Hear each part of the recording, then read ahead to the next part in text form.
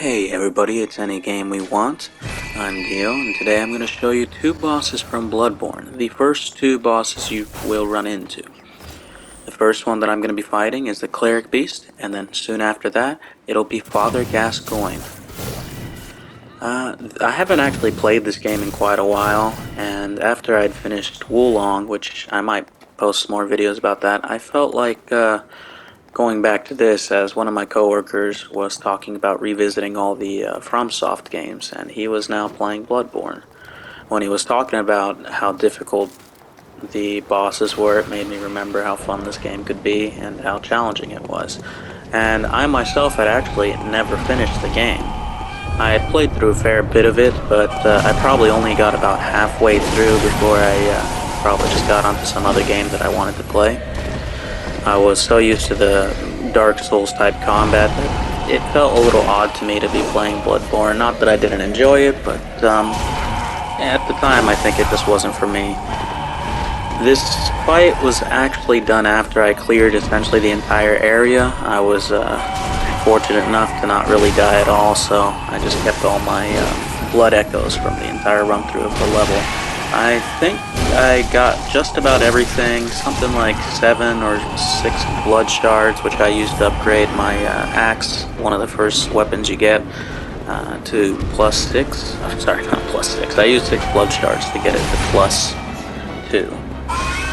So if you're wondering about my damage, that's what it is. And I showed my level at the beginning of the video just to see what my stats were. They're probably actually pretty high, just because I didn't end up losing any blood echoes, but I also didn't farm any. I just went through the level, I went through the sewers, killed the boars, killed all the enemies I could find, and after I had gotten everything and looped around the level a few times, I decided that I should just try and kill both of the bosses, because I had memorized where they were from years ago when I played this. Here I actually switched to the two-handed version of the axe, and I noticed how much better it is at hitting the head of the Cleric Beast. So if you're using that weapon, use the two-handed.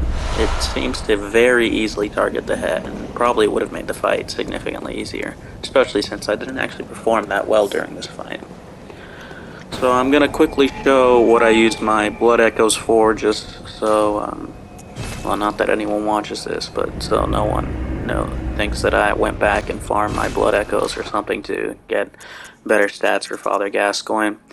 My strategy for him will be just to parry him when he's in his human form, and as soon as he gets into his wolf form, play the music box, pot of oil, Molotov, and then another Molotov, and honestly, that should just kill him pretty much every time. I find him to be actually one of the easiest boss, and surprise, surprise, he is the first major boss you run into. He can be the first boss you run into. I decided to do the Cleric Beast first, though, just because you have to fight the Cleric Beast to proceed through the game anyways. And I figured it would just be easier to do it in this order, and I could get an extra level by fighting the Cleric Beast.